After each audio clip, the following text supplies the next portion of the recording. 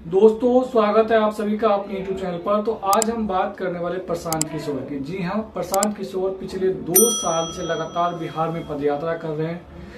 उस पदयात्रा का नाम है जनसुराज, जो 2 अक्टूबर को एक पार्टी का रूप लेने वाला है। अभी प्रशांत किशोर फिलहाल ही एक पत्रकार को उन्होंने इंटरव्यू दिया, यानी शुभांकर मिश्रा को उन्होंने इंटरव्यू दिया। उस इंटरव्यू में उन्होंने बहुत बड़ा दावा किया है। चैनल पे नए हैं तो प्लीज चैनल को लाइक, शेयर और सब्सक्राइब कर दें, और पेज पे देखें तो पेज को जरूर फॉलो कर दें।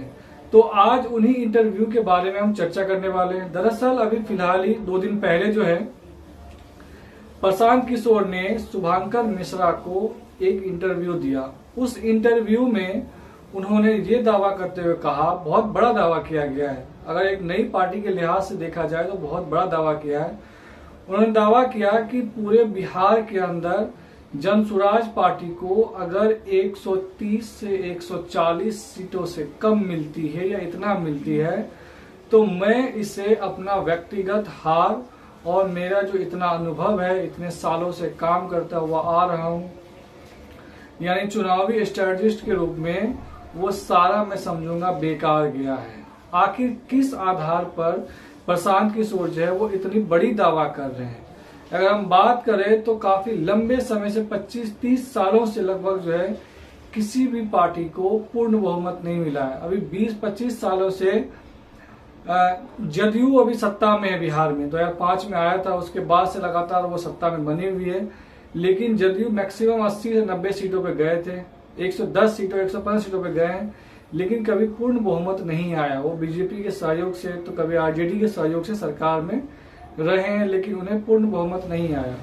लेकिन प्रशांत किशोर किस दावों के साथ, किस आधार पर कर रहे हैं, तो वही बता सकते हैं। लेकिन प्रशांत किशोर एक पॉलिटिकल स्ट्रेटजिस्ट है। कई नेताओं को देश के अंदर उन्होंने स्ट्रेटजी दिया है, बताया है, उसके लिए रणनीति बनाया है। चाहे वो जगन मोहन रेड्डी हो, चाहे वो ममता बनर्जी हो, चाहे केसीआर चंद्रशेखर राव हो, या फिर कांग्रेस के कैप्टन अमरिंदर सिंह जो पूर्व मुख्यमंत्री हुआ करते थे, उसके लिए हो, और केजरीवाल के लिए भी उन्होंने काम किया है। कई राज्यों में उन्होंने मुख्यमंत्री बनवाए हैं, और कई राज्यों में वो मुख्यमंत्रियों को या पार्टी अध्यक्ष को सलाह देते हैं कि किस तरह से पार्टी को मजबूत करना है, किस तरह से संगठन बनाना है। अगर संगठन आपके पास है, निष्क्रिय हो गया है, तो उसे रिवाइवल किस तरह से करना है, तो वो इसी पर रणनीति बनाते हैं। और बड़े बड़े नेताओं को या पार्टी, अलग अलग पार्टियों को उन्होंने इस पर सुझाव दिए हैं। लेकिन अब खुद वो मैदान में है। उन्होंने जब पश्चिम बंगाल में विधानसभा का चुनाव हुआ था और उन्होंने दावा किया था बीजेपी डबल डिजिट में नहीं, ट्रिपल डिजिट में नहीं जाएगी, और वैसा ही हुआ। उन्होंने ये भी दावा किया था कि ममता बनर्जी दोबारा सत्ता में आ रही है। जैसे ही वो सत्ता में आए, उन्होंने कहा कि अब लगा कि मेरा ये सबसे पीक टाइम है, इससे बेहतर और टाइम नहीं हो सकता है। तब उन्होंने कहा कि हमने ये रास्ता छोड़ दिया, यानी अब पॉलिटिकल स्ट्रेटजिस्ट के रूप में काम करना छोड़ दिया है। उसके बाद वो कांग्रेस में जाना चाह रहे थे। कांग्रेस में उन्होंने रिवाइवल किस तरह से किया जा सकता है, एक नए ढांचे कैसे तैयार किए जा सकते हैं कांग्रेस के अंदर, उन्होंने कई चरणों में प्रेजेंटेशन दिया था सोनिया गांधी, राहुल गांधी और कई बड़े नेताओं, सीनियर नेताओं के सामने। लेकिन किन्हीं न किन्हीं कारणवश वो कांग्रेस में शामिल नहीं हो पाए। उसके बाद उन्होंने 2 साल पहले, आज से 3 साल पहले, जनसुराज पदयात्रा का घोषणा किया था। उसके बाद उन्होंने कहा कि हम एक नई पार्टी अपने बिहार के लिए कुछ करना चाहते हैं, बिहार में ही रहेंगे और बिहार के लिए कुछ करेंगे। तो उन्होंने योजना बनाया कि हम पार्टी बनाएंगे। तो उन्होंने पहले जनसुराज नाम का पदयात्रा निकाला। पदयात्रा पूरे 2 सालों से, 2.5 सालों से लगातार चलता आ रहा है। हर गांव, हर कस्बे, जगह जगह गए, पार्टी संगठन बनाया, सोशल मीडिया का प्लेटफॉर्म भी तैयार किया, सोशल मीडिया का एक जो ग्रुप्स होते हैं वो तैयार किए। उन्होंने ये दावा किया कि बिहार के हर जिले, हर पंचायत, हर कस्बों में उनका संगठन है, और इसी संगठन की वजह से, इन्हीं संगठन के मजबूती की वजह से उन्होंने कहा कि मैं ये आपको दावा कर सकता हूँ कि मेरा, यानी जनसुराज पार्टी जो बनने वाली है 2 अक्टूबर को, वो 130 से 140 सीटों से अगर कम लाता है तो ये मेरा व्यक्तिगत हार होगा, मेरे अनुभवों का हार होगा। हालांकि प्रशांत किशोर अकेले काम नहीं कर रहे हैं, उनके साथ कई बड़े नेता शामिल हो चुके हैं अब तक, और उनके जो आईपीएक टीम है वो पूरे बिहार के हर जिलों में एक्टिव है, लगातार सर्वे कर रहे हैं।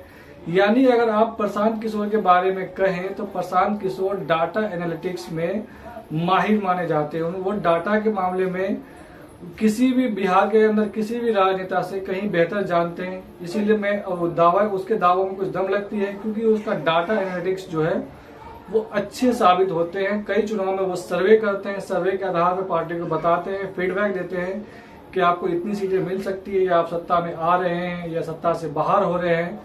तो उसी आधार पर मैं बात कर सकता हूँ कि जो उनकी आईपीएक की टीम है वो लगातार उनके साथ एक्टिव रही है। किस तरह से काम करना चाहिए, किस जगह जाना चाहिए, क्या भाषण बोलना चाहिए, वो सारे उनके आईपीएक की टीम देख रही है। उन्होंने ये भी दावा किया कि हम आईपीएक से मदद ले रहे हैं, हमें किस तरह से नारे देना चाहिए, किस तरह का नारे बनाया जाना चाहिए, किस पार्टी पे सबसे ज्यादा अटैक करना चाहिए, वो सारी चीजें उनकी आईपीएक की जो टीम है वो उन्हें मदद कर रही है।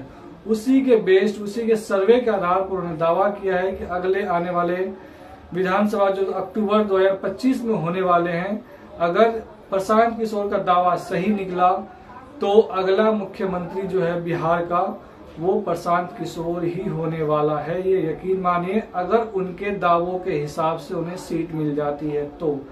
हालांकि बिहार में कई ऐसे राजनीतिक दल है, छोटे छोटे दल है, लेकिन बिहार में अभी प्रमुख रूप से 3 दल काफी मजबूत है। पहला नंबर पे अभी फिलहाल आरजेडी है जो सबसे बड़ा दल है, उसके बाद बीजेपी आता है जिसके पास 77 विधायक है, उसके बाद जदयू है, उसके बाद कांग्रेस का नंबर आता है, उसके बाद अन्य पार्टी, बहुत सारी छोटी छोटी पार्टियां एक्टिव है बिहार के अंदर।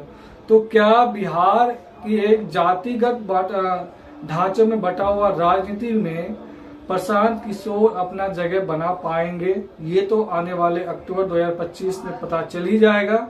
लेकिन वो लगातार छोटी और ओबीसी जाति के वोटर्स पे लगातार अपनी ओर रिझाने की कोशिश कर रहे हैं। छोटी जाति जो ओबीसी जाति है वो आरजेडी और जदयू का कोर वोटर रहा है। अगर उसमें सेंध लगाते हैं तो यकीन मानिए दोनों ही पार्टियों को सबसे बड़ा डेंट लगने वाला है। और साथ ही साथ इस इंटरव्यू में उन्होंने एक और बड़ी मजेदार बात की है। उन्होंने कहा है कि चाहे हमारी पार्टी को सत्ता के बराबर सीट मिले या ना मिले, हम प्री पोल या पोस्ट पोल अलायंस किसी के साथ भी नहीं करते हैं। उन्होंने अपने बच्चों की कसम खाते हुए ये कहा कि हम चुनाव के बाद भी किसी पार्टी के साथ अलायंस नहीं करेंगे। आपको याद होगा जब आम आदमी पार्टी का एक पार्टी के रूप में संगठित हुआ था तो अरविंद केजरीवाल ने भी एक कसम खाई थी अपने बच्चों की। उन्होंने कहा कि हम अपने बच्चों की कसम खाए कहते हैं कि हम किसी के साथ कोई अलायंस नहीं करेंगे। लेकिन जब चुनाव हुआ उन्हें 25 सीटें मिली तो बाद में मजबूरी में उन्हें कांग्रेस से अलायंस करना पड़ा था, सरकार बनाना पड़ा था। तो क्या प्रशांत किशोर के पास भी ऐसा ही कुछ मजबूरी आने वाली है विधानसभा चुनाव के बाद बिहार में? क्योंकि बिहार विधानसभा में अभी लंबा वक्त है, करीब अगले साल 2025 में अक्टूबर में विधानसभा शेड्यूल है।